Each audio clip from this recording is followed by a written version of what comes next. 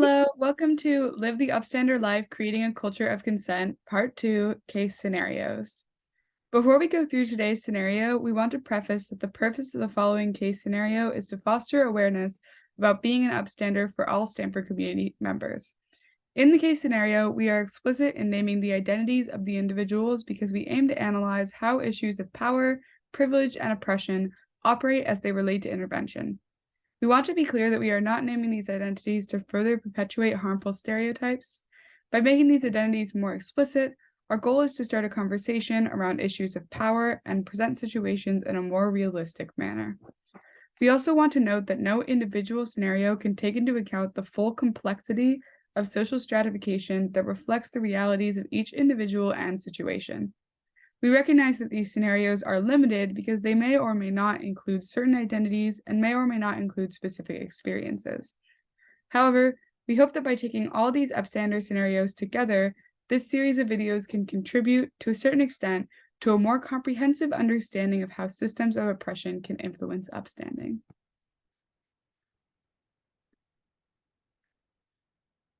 My name is Georgia Sasso. My pronouns are she, her, and I am a student staff. Hi, everyone. My name is Nadia Callie. I use she, her pronouns, and I'm the Education and Outreach Specialist in the Share Title IX office. So Georgia and I are part of the Share Education team. Share stands for Sexual Harassment/Assault Response in Education. At Share Ed, our vision is that we believe in communities where everyone is empowered to express themselves and have caring relationships. We work towards our vision through our everyday mission to empower the Stanford community to end sexual and relationship violence, stalking, gender discrimination, and sexual harassment through collaborative healing, education, activism, response, and transformation, also known as HEART. To learn more, visit share.stanford.edu. Before we get started, we wanted to acknowledge that these scenarios discuss issues of racism, homophobia, sexism, gender discrimination, and sexual harassment and assault, which can cause discomfort and distress to many. We want to provide resources that you can use during and after this workshop. For support, you can visit sexualviolencesupport.stanford.edu, relationshipviolencesupport.stanford.edu, transgendersupport.stanford.edu, or your ywca.stanford.edu. For general information, updates, and policies, you can visit sexualrespect.stanford.edu and the Stanford Administrative Guide 1.7.1. If you are unsure where to start, the confidential support team and the ombudsperson are two confidential resources that are always a great place to begin. The confidential support team are licensed therapists who specialize in providing trauma-informed care to anyone impacted by sexual and relationship violence and gender discrimination. And the ombudsperson is a general resource for any concerns that you may wish to discuss. Now let's do a quick recap of the Upstander life model in more detail. Specifically, to live the upstander life, we must recognize that violence is a spectrum of daily acts of harm in high-risk situations, and that all violence is interconnected. To help us do so, we created the life model that recognizes the unique barriers that each person faces when it comes to upstanding. To clarify, the objective of the life model is to motivate upstanding as opposed to being rigid checkboxes to follow that may act as a barrier to intervening. The priority of being an upstander should be intervening whenever possible, not necessarily hitting every point of the model. However, by practicing how to use the life model, we hope that the life process helps you to be more comfortable to effectively intervene whenever you need to. Let's discuss the first step of life, which is to take the lead and notice the situation. In order for us to notice situations that warrant intervention, we need to notice behaviors that conflict with our personal values and communal norms that cultivate a community of care. At Stanford, these explicit values are established through policies and statements like Title IX prohibited sexual conduct. You may also have personal values, such as integrity, trust, or safety, or you may have community norms established in your dorm, student group, or organization, like respect, equity, and love. So when situations occur that you do not align with these values and norms, we can take notice and be more inclined to take the lead. Take a moment to reflect on some personal and communal values that come to mind.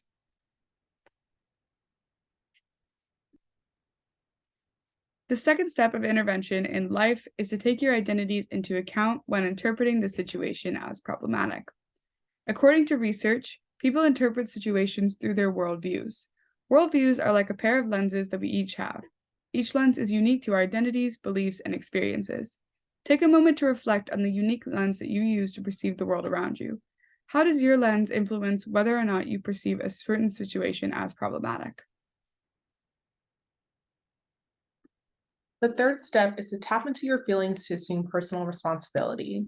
Sometimes when we interpret a situation as problematic, step 2 of life, we may not assume personal responsibility. So that's why it's so important and helpful that we have all of these deep-seated intuition that typically shows up in our emotional responses.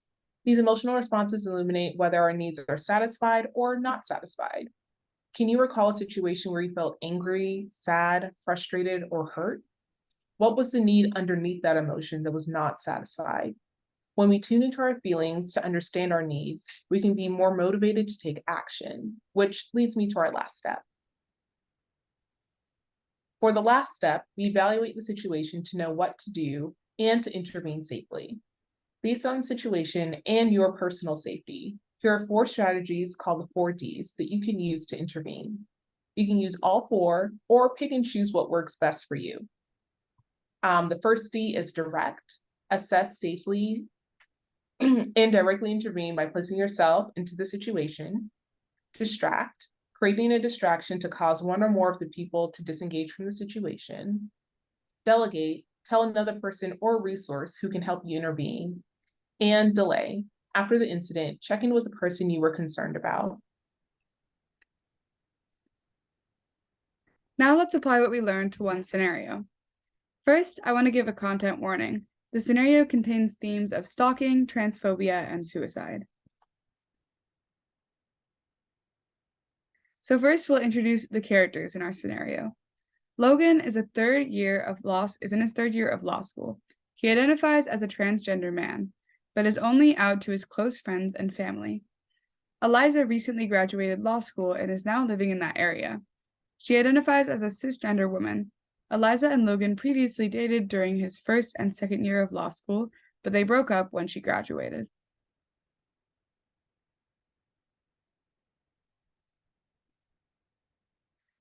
Here is the scenario.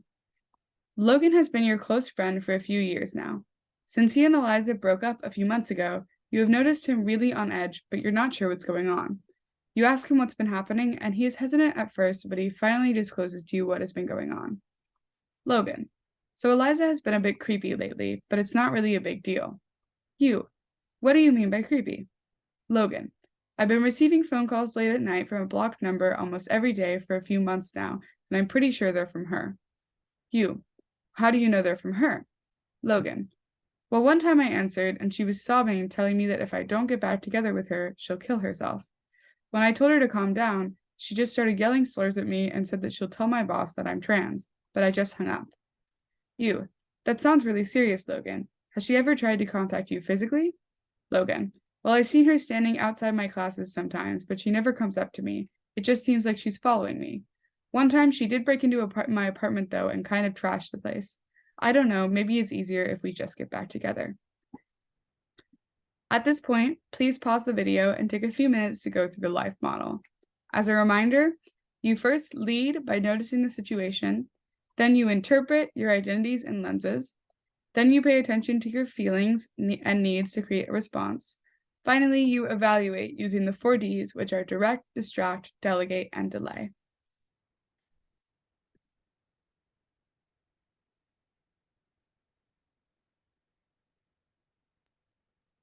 We will now go through an example of how we use the life model in this scenario. However, there is no one correct way to use the life model, and it's very particular to each person. You first lead by noticing the situation. In order for us to notice the situation, I need to notice behaviors that conflict with our Stanford communal norm of safety and consent, which is defined as freely given, reversible, informed, enthusiastic, and specific. I also noticed that this situation may go against the Title IX policy that prohibits stalking, defined as 2 or more acts in which the stalker directly, indirectly, or through third parties follows, monitors, observes, surveils, threatens, or communicates to or about a person or interferes with a person's property. This scenario may even go against the Stanford housing policy, given the unauthorized access and damage to Logan's apartment. Next, I should be mindful of the ways I'm interpreting the situation through the lens of my identities. For example, given that I am a cisgender woman, I may not think of trans-specific resources at first that could be helpful to offer in this situation, so it's important that I keep those in mind. Additionally, with Logan being a man, I may initially think he could handle himself and not need any support, which isn't true. Also, people tend to downplay stalking's impact in comparison to other forms of violence, so it's important I don't reinforce that idea. Furthermore, given Eliza is a woman, she may not automatically be perceived by others as a threat in this scenario due to stereotypes about women being more docile. Next, it's important to tune into your feelings and thereby needs and then assume personal responsibility. This is also an opportunity to acknowledge any barriers you may have. When reading this scenario, I feel a lot of concern for Logan's physical and mental well-being. I'm concerned that Eliza has become increasingly erratic and may pose a danger to Logan, both physically and mentally. I also feel concerned about Logan downplaying the situation and want to help him recognize that this could be a case of stalking. Furthermore, I'm concerned that Eliza could retaliate by outing Logan's identity if I intervene. Keeping all of this in mind, I want to evaluate how to intervene. Remember the 4 Ds of intervention, which are direct, distract, delegate, and delay, which gives us options to intervene while keeping safety and other barriers in mind. For the direct strategy, you can intervene by helping Logan realize that this could be a case of stalking, by noting Logan's fear, changes in his well-being, and the persistent communication Eliza has been doing without Logan's permission. Since I know Logan well, I might even be comfortable saying that if Eliza really cared about him, she would respect his physical and mental space, not threaten suicide. I would ask Logan what he would want to do next to prioritize his safety. For example, collect evidence or make plans to move, and share resources. For example, Wayland Health Initiative, Graduate Life Office, or share Title IX. I could even offer my place for Logan to stay if I feel comfortable and safe enough. In this scenario, we did not find the distract option to be applicable in the specific situation, since the harm wasn't actively happening in the moment. In each scenario, there may be some of the 4 Ds that do not feel applicable to you in the situation. However, if later you may see that Eliza and Logan are interacting, or if you are in a situation where you see the action actually taking place, then the direct option could definitely be applicable by perhaps providing a distraction to Eliza to allow Logan time to get away. And if you're able to come up with any other kind of distraction for this scenario, feel free to use it. For the delegate strategy, I would validate Logan's concerns and share that there are resources on and off campus that could support him directly concerning Eliza's impact. For example, CST for individual emotional support or group therapy for men, YWCA who have advocates and can support him with getting a restraining order, or Share Title IX who can help him get supportive measures such as academic modifications or moving to another location. Also noting that there are queer and or trans specific resources like Queer Student QSR and Wheelan Health Initiative who could support Logan with building community, validating his concerns, and supporting his mental health.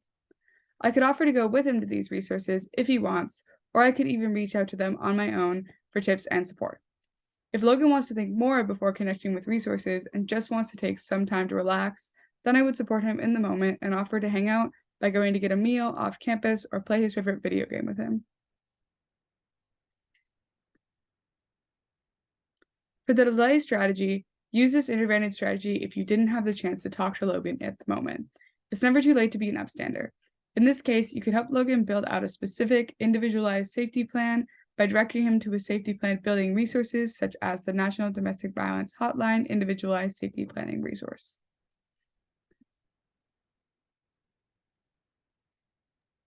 Thank you for going through this scenario with us. If you have any questions or would like to provide any feedback on this video, See the contact information above and continue to practice living the Upstander life. Want more opportunities to practice upstanding? Check out our other Upstander scenario videos on our website, which is located at the bottom right side of your screen. Thank you.